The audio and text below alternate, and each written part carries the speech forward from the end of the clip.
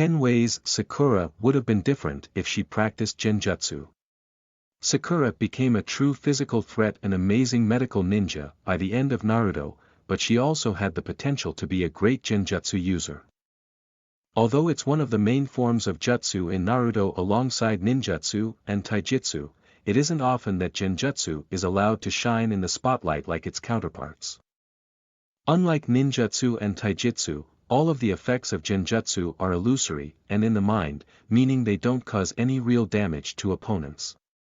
When taking down high-risk targets like Zabuza who can kill in an instant, something just as deadly and tangible is typically preferred. Adding to this, to truly use Genjutsu to its full potential, one has to have precise mastery over chakra control. Something many ninja lack. However, this actually makes Sakura a perfect candidate to have become a true Genjutsu specialist, as her chakra control is able to match or even surpass that of Tsunade's with proper training.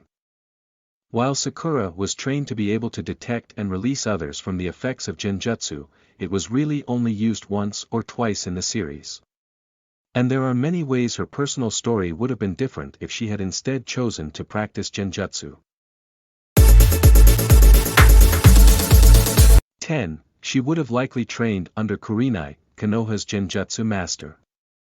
There's no doubt that training under Tsunade was able to take Sakura's potential and push it to new heights. But if she were to specialize in Genjutsu, she'd instead seek training under Kurenai. She's a more nurturing and kind figure than the 5th Hokage and would have likely helped Sakura tap more into her empathy than her anger, as she's frequently seen to. Kurenai also would have been able to teach Sakura her deceptive attacks using Genjutsu. For example, although Sakura's physical strength would still be severely lacking without Tsunade's training, she could use Genjutsu to bind opponents before sneaking in for the kill with a kunai, like Kurenai is seen doing. 9. She'd be the only kunoichi in her age group with mastery over Genjutsu. There are very few characters within Naruto shown to have proficiency over Genjutsu. Kurenai and the Uchiha clan members are the only characters who come to mind. And it isn't often that Kurenai gets screen time. Likewise, Sasuke only uses Genjutsu later on in a handful of situations. He also counts far more on his other skills, so he wouldn't count as a master in the same right. This would make Sakura the only female, and one of the two only characters, in her age range to have a mastery over Genjutsu, which would have added something unique to her character. 8. She'd be able to provide support by setting up kills immobilizing enemies.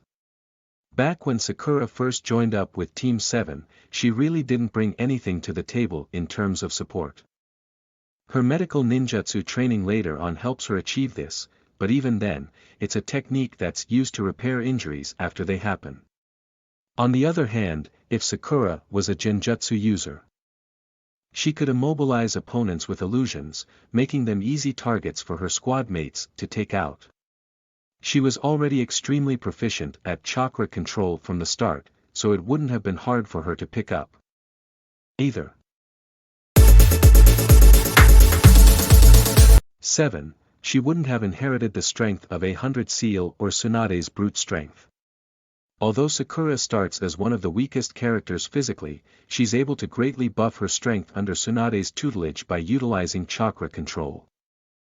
Although specializing in Genjutsu also requires chakra control, she wouldn't be learning the exact same techniques and likely wouldn't have the same brute strength. Genjutsu itself makes up for this in a way, though, as it still allows her to protect herself. Her combat style would instead be stealthier, luring an opponent into her Genjutsu with a false sense of security. 6. She wouldn't have mastery over medical ninjutsu, a tool that has saved multiple lives. One of the biggest changes to Sakura's character if she was a Genjutsu specialist would naturally be that she'd no longer possess her renowned healing capabilities. Not only did these abilities remove poison from Kankuro who otherwise would have died, but they've also saved the titular hero on multiple occasions. This would be a huge downside for her character, as she can already sense and release others from the effect of Genjutsu without specializing in it. If she had focused on Genjutsu instead of healing, she'd be able to immobilize or trick opponents into missing an attack, but not help after someone's injured. 5. There wouldn't have been a mental health clinic opening for those affected by PTSD. In the Sakura Haiden novel, Sakura opens a clinic within Konoha Hospital along with Ino that would help assess and treat children's mental health after the war. If Sakura had strayed away from her healing focus training and abilities, this clinic likely would never have been opened at all. While it's true that Ino helped out, even with the two of them, Sakura begins overworking herself from all the newfound responsibility. It'd be too much for Ino to handle alone, given that it wouldn't be her only responsibility, and mental health would continue to go unchecked for the village's children. 4. She would have stood more of a chance in the Chunin exams during their first Orochimaru encounter. Outside of the written portion of the exam, where Sakura's brilliance had a chance to shine, she didn't contribute much during the Chunin exams. Especially during and after their run-in with Orochimaru, she had to watch from the sidelines or be saved by others.